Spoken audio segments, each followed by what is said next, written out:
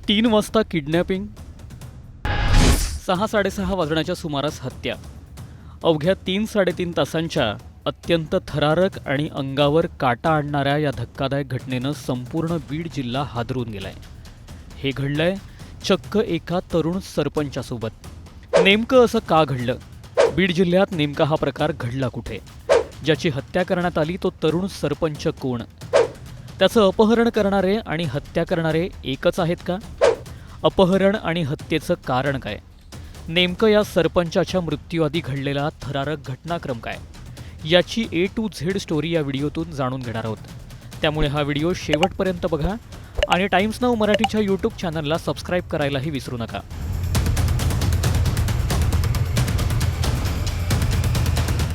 स्क्रीनवर तुम्ही ज्याचा फोटो पाहताय त्याचं नाव आहे संतोष पंडितराव देशमुख. ते केज तालुक्यातील मस्साजोग गावचे सरपंच आहेत. संतोष यांची डेड बॉडी अचानक सापडली आणि संपूर्ण बीडमध्ये एकच खळबळ उडाली. पण त्याआधी त्यांना कुणीतरी किडनॅप केलाय असा आरोप करण्यात आला होता. आधी किडनॅपिंग, नंतर मर्डर अशा धक्कादायक प्रकारामुळे तरुण सरपंचाच्या हत्येनं अनेक सवाल उपस्थित केले आहेत. दिवस 9 डिसेंबरचा, वेळ साधारण दुपारी 3 वाजताची. काही मीडिया रिपोर्ट्सनुसार संतोष देशमुख हे त्यांच्या कारने मामे भावाकडे जायला निघाले होते. वाटेत त्यांची गाडी डोणगाव टोल नाक्याजवळ अडवण्यात आल्याचं सांगितलं जात आहे. दुसऱ्या एका गाडीतून आलेल्या अज्ञात व्यक्तींनी संतोष यांची कार भर रस्त्यात अडवली. त्यानंतर संतोष यांच्या कारवरती हल्ला चढवला, त्यांच्या कारची तोडफोड केली. इतकंच काय तर नंतर संतोष यांना त्यांच्या कारमधूनच ओढून बाहेर काढलं असंही सांगितलं जात आहे.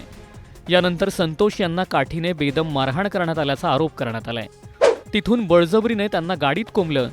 पोलीस तक्रारीनुसार किडनॅपिंग करणाऱ्यांनी सरपंचांना केसच्या दिशेने नेलं असल्याचंही सांगितलं जात आहे. खरं तर पोलीस तक्रारीनंतर संतोष देशमुख यांच्या शोधासाठी पोलिसांनी 2 टीम तयार केल्या.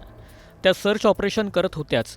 इतक्यात काही वेळानंतर देठणा गावच्या रस्त्यावर एक मृतदेह आढळून आला. धक्कादायक बाब म्हणजे तो मृतदेह दुसऱ्या-तिसऱ्या कुणाचा नसून संतोष यांचाच होता. तेव्हा साधारण 6-6:30 वाजले होते असं सांगितलं जात आहे. अवघ्या 3.5 तासात भयंकर प्रकार घडला होता. तरुण सरपंचाचं आधी अपहरण आणि मग हत्या झाल्याची बाब संपूर्ण जिल्ह्यात वाऱ्यासारखी पसरली आणि एकच खळबळ माजली. यावरून बीडचे खासदार बजरंग सोनवणे यांनीही गंभीर आरोप केले आहेत. एका तरुण सरपंचाचा तो 5 वर्षे मागच्या काळापासून उपसरपंच होते. आता सरपंच आज तागायत आहेत, चालू सरपंच आहेत. मस्साजोग गावचे, एवढ्या मोठ्या गावचे ते सरपंच असणारा, ऍक्टिव्ह कार्यकर्ता असणारा हा मुलगा, ह्याला जर उचलून याचं अपहरण करून याचा खून केला जातो डायरेक्ट, ही बाब निंदनीय आहे आणि याची मी म्हणजे निषेध करतो. आणि तात्काळ ज्यांनी ही घटना केली त्या आरोपीला अटक केली पाहिजे प्रशासनानं, अशी मी प्रशासनाकडे, पोलीस यंत्रणेकडे मागणी करतोय. पण पोलीस यंत्रणा रिस्पॉन्स देत नाही. दिवसाढवळ्या एका तरुण सरपंचाला काही लोक भर रस्त्यातून उचलून घेऊन जातात, नंतर त्याचा खून होतो.